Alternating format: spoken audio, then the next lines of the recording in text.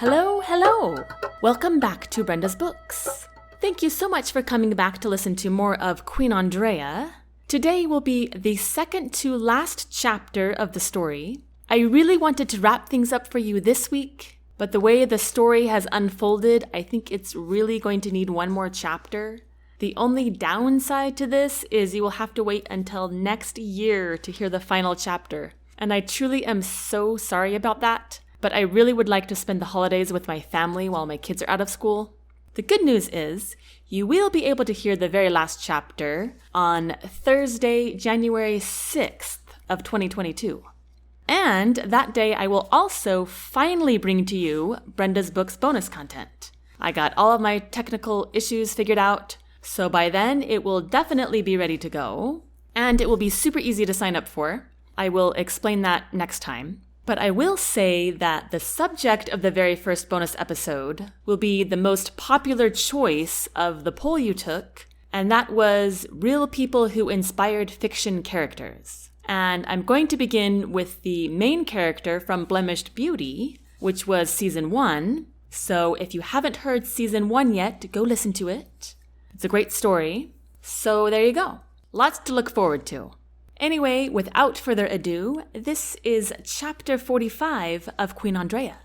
Here we go. Chapter 45. She Will Not Accept. Andraya could not believe that just 5 days ago, she had almost drowned at the hand of evil slave masters in a neighboring kingdom. And now she was dressed in emerald green silk, with her hair twisted up in elegant curls, and sitting at the head of a silver table full of noblemen. How good it was to be home, and home was even better than it was before. Instead of looks of derision and discontempt, the noblemen peered at her in earnest, anxious to hear more of her escapades in Sandrian. Now, gentlemen, enough storytelling. Who here is still in favor of trading goods with a slave nation? Not a single person spoke up or raised their hand. Where is the Duke of Gulen? The queen asked. Oh, he is long gone, madam, said Dolion, who was sitting on the queen's left. One word about free slaves arriving, and he hightailed his hind end to our eastern port. Andraya flashed a broad smile, which caused a few of the noblemen to smile as well. Steffan, who was sitting to the right of the queen, secretly squeezed her knee under the table. I knew you would do it. Andraya gripped his hand and smiled back at him. No need to pretend that you are not being dovey with the prince, your majesty. Everybody knows, said Dolion loudly. A few chuckles rumbled through the group. Andraya thought she should blush at that, but Steffan did it for her. Andraya frowned at Dolion, to which he just grinned. She decided not to acknowledge it further. Lord Bartholomew, please bring forth your evidence against Marquis Draven. Bartholomew and his awkward stature stood from his seat and marched toward the head of the table. He pushed his spectacles up above his nose. Firstly, we found this toxic spider. He held out a small box and opened the lid for the queen to see. It is dead. Bruce killed it for us. It was being kept deep in the palace forest. Andraya shuddered, but took the box from Bartholomew and examined the hideous creature. There are tamarind leaves in here. She looked at Steffan. The spider must have been hidden in the very place we visited in the forest. Draven must have been the runaway person in the bushes, Steffan noted. It was definitely Draven, said Bartholomew. We found one of his Sandrian cigars next to the box. He is the only one who has ever bought cigars from that nation. Next, Bartholomew held out a large treasure box that Andraya had never seen before. It was carved from a fine oak and ornamented with bright-colored jewels. We found this under the late king's bed. I am certain you know what it is. I can only assume, my lord. I have never seen that box before in my life. You have never seen your late husband's precious box? Dolion asked seriously. No, I have not, she replied, without giving any further explanation. Dolion furrowed his brow, but said nothing else. The evidence is inside this box, my queen, said Bartholomew, holding it out to her. The queen did not take it. Bartholomew, I already know Gordon was helping the slave business. We do not need to discuss his crimes. He is already dead. But this contains more evidence against the Marquis, which you mentioned you would like to see, said Bartholomew. All right, then. What is inside? I think you should look at it, Bartholomew said, holding the box out to her again. Andraya lifted a hand. I do not wish to touch anything that man put his hands on, she admitted. Just show me, please. Bartholomew pulled out a piece of folded parchment. It is a letter written to you, Your Majesty. To me? Bartholomew nodded. Is it about Gordon and the Marquis? Bartholomew nodded again. Go ahead and read it then. But I have already read it, madam. Read it out loud, please. But my queen, My lord, let us not waste more time. Please, read the letter. Bartholomew blanched, then cleared his throat. My dear lady. Andraya rolled her eyes at Gordon's feigned term of endearment. If you are reading this, it means I am a dead man. I know that I have not treated you well, and... Abruptly, Andraya snatched the parchment out of his hands. Bartholomew seemed relieved she had done so. Never mind, she said. I will read it. She felt angry having to read one of Gordon's letters. Her hands felt filthy just holding it. Then Steffan slipped a hand on her knee again, and the gentle touch made her relax. She silently continued to read Gordon's ugly scrawl, as each nobleman waited in silence. I know that I have not treated you well, and I have often told you lies, and put you in your place. But you must believe me now. Marquis Draven has started a conspiracy against my kingdom.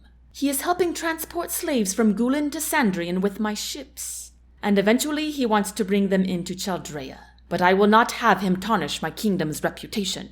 I have long been suspicious of Draven, and recently I caught him red-handed, unpacking pounds of gold he received from the slave masters of Sandrian. They are paying him to keep everything a secret, because your precious daddy's kingdom of Madine will place sanctions against Sandrian if the word gets out. But I will not tolerate my ships to be used for slaves. That will also tarnish my reputation, and I will not have that. My kingdom will retain its elite status and power. So I have ordered a hanging for Draven, but I also know he is a tricky man. If you are reading this, that means he got to me first. Do not trust Marquis Draven, my queen. Get rid of him by any means. He will ruin you, and he will ruin my legacy. King Gordon T. Césaire II, King of Chaldrea. Andraya burst out laughing. All eyes at the table responded with silent, curious stares. Bartholomew looked especially shocked. May I ask what is humorous, my queen? Gordon believes he had a legacy to leave. She laughed again. There were some polite smiles, but nobody else joined her. It turns out he did not know about Sandrian's secret slave trading. He was probably too busy relishing in his own glory. She turned to Dolion now. What about you? Dolion raised his eyebrows. What about me? Did you know about Draven's conspiracy? Of course not, Dolion shot back. I have never agreed with slavery. Andraya cocked her head. Then why have you not supported me when I openly shared my abolitionism? Dolion opened his mouth to speak, then shut it again. Because the idea was not popular, Steffan said for him, looking Dolion straight in the eye. Dolion tried to glare at the prince, but instead his face smothered with shame. I have always supported you, my queen, Bartholomew offered readily. You have, Bartholomew. Thank you for that, Andraya said with a smile. Then Earl William spoke up. We did not realize how slaves were being treated until you brought them to Chaldrea, where we were able to see for ourselves. That is wrong, Your Grace, said Steffan. You chose not to believe it. The Earl opened his mouth to speak, but he had no words. The Queen lifted both her hands and placed them in front of her on the table. Well, let us get back to business. All in favor of allowing the Sandrian refugees full citizenship in Chaldrea, say aye. All against it, say no. The Queen went around the table, and every single nobleman voted in the affirmative. Andraya beamed. Not once before had she been gleeful in the council room. It was this thought that broadened her smile further. But just as quickly it faltered. Now on to the next item. Actually, I do not need your vote for this. I would like to inform the council that Marquis Draven will be put to death. The room fell silent and somber. Do not look at me like that, said the Queen. He committed 2 acts of treason, engaged in international government conspiracy, arranged for the kidnapping of my best friend, murdered the late king, and attempted to murder me. Not to mention all the lives he has helped ruin. It is the only choice justice will allow. "It is not that we disagree with you, your majesty," said Dolion. "It is just that—" He looked to Besnik, who this whole time had been standing quietly in the corner. Besnik raised his eyebrows in understanding. He stepped forward so that he was just beside the queen. "What the Chancellor would like to say, your majesty, is—" He paused and looked at Dolion. "I have never seen you at a loss for words, Chancellor. Congratulations," Besnik said with a teasing smile. Steffan cracked a grin, and Dolion frowned. Besnik cleared his throat. What I mean to say is that this just act you speak of has already taken place." "What?" said the queen, looking around at the group's troubled faces. "Regardless of whether or not I agree, it was my choice to make." "We understand that," Besnik said, "but you were not here, and we did not know if you would make it back, and we are so glad you did, your majesty, but immediate action had to occur." "Most importantly, we knew that it was the same decision you would make if you were here," Dolion offered. He had never looked more serious in all his life. Andraya took a deep breath and looked over the noblemen once more. She could see by their countenances that this onerous task had taken quite the toll on them. "You are right. You did the right thing." There was a beat of heavy silence. The queen spoke softly. "Now what of Reuben? The impostor? What of him?" "Well," Dolion said, "we expected that you would have given him immunity based on the information he gave you, so we gave him 20 years in a cell, along with Lord Lucas Liddingham II, Dolion said, in a precise mocking tone of the Lord's voice. "You chose to imprison your friend?" Andraya asked. "He was a traitor!" Dolion snapped. Then he lowered his voice to barely a whisper. "And a former friend." He rested his gaze on the table with a blank expression. "Well, I am very pleased that I have a chancellor who I can trust to make such difficult decisions in my absence. One who will adhere to the law, regardless of the person in question," said the queen. "Even if said person is one whom he dislikes very much," said Steffan, looking straight at Dolion. The chancellor lifted his head to meet his stare. "I never did thank you for your assistance in getting me released from the dungeon," offered the prince. Dolion rolled his shoulders back. "Do not flatter yourself, your highness. I did it for the queen." "Even better," Steffan replied. And for the first time, Andraya saw true camaraderie between the two men. "Dolion, you have changed," said Andraya, staring at him curiously. Dolion clicked his tongue. "I blame much of it on Mr. Besnik." Besnik smiled wide as he bounced on his heels and pulled on his suspenders. "Thank you, Chancellor. I would be delighted to take the credit." Andraya turned her attention back to the group. "I have one more item of business to bring to the council, but the law states that for this particular vote, only Chaldrayan noblemen may be present." A couple of earls and ambassadors from Montessu and Bastira stood and exited the room. "That includes you, your highness," said the queen. Steffan's eyes swelled. "But I am your foreign affairs advisor." "I know that, but you are still technically a Deldrian citizen." Steffan looked as confused as ever. "But come, your highness," said Besnik. "Let us allow the queen to conduct her business." Steffan allowed Besnik to pull him out of the room, but he did not take his inscrutable gaze off the queen until Besnik pulled him through the threshold. As Andraya exited the double doors of the council room, she found Besnik standing with his hands in his pockets and his countenance beaming.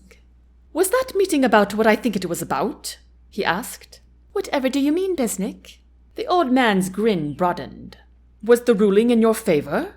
"Let us just say that it is favorable that I am in such good standing with the council right now," said the queen. Besnik drew her in for a warm hug. "I knew you could do it. When do you plan to announce it?" he asked, pulling out of the embrace. "At the New Season's Festival, in a few days." "Perfect!" Besnik exclaimed. "My lady." Andraya turned to see Steffan. He stood a few feet away in his stunning royal blue. At the very sight of him, her heart skipped a beat. His blue eyes shone bright with both caring and concern. "Hello, your highness," said the queen. Steffan's eyes bulged. "Why are you calling me that?" "It is not an insult," she said, grabbing both his hands. "I am sorry, Steffan." Steffan's shoulders relaxed a bit as he squeezed her hands in return. "Will you tell me about that meeting?" "Of course, but I cannot for a few more days." "Why not?" Andraya opened her mouth to speak, but she was distracted by the hushed conversation Besnik was now having with Dolion. "But she will not accept," said Dolion. "Well, you will not know unless you ask her." "Your Majesty," Besnik said louder now, "this handsome fellow would like to speak with you in private." He slapped Dolion on the back. "For what reason?" Steffan asked, bouncing his gaze between Andraya and the Chancellor. "That is between myself and the Queen," said Dolion. "I would like to stay," Steffan declared. "This is not a question for an audience," Dolion protested. "What question?" Steffan asked, clearly baffled. "Come now, Your Highness. You and I have work to do." Besnik lifted his hands and pushed on Steffan's chest, coaxing him down the hallway. But Steffan shook him off and stepped toward Andraya in haste. "What is this about?" he whispered. "I am not certain," she whispered back. "But whatever it is, you have nothing to worry about." Steffan searched her eyes in earnest. "I promise," Andraya assured him. Besnik tugged on Steffan's arm again, but the prince did not budge. "Will you tell me about it afterward?" "Yes." This time Steffan allowed himself to be pulled away, but he stared after her with the same unfathomable look he had when Besnik dragged him out of the council room. Dolion chuckled in his deep voice. "He thinks I am going to propose to you, does he not?" It would appear that way. Dolion ducked his head and tried not to smile, but failed. "I must admit, I have thought about it many times." Andraya's eyes bulged and her insides jumped. Dolion stuffed his hands in his pockets. "A ridiculous notion, I know. To think someone like you would give the head crown to someone like me." "It is not because of your title, Dolion. It is—" Dolion lifted a hand. "I know. Your heart lies elsewhere, as it should."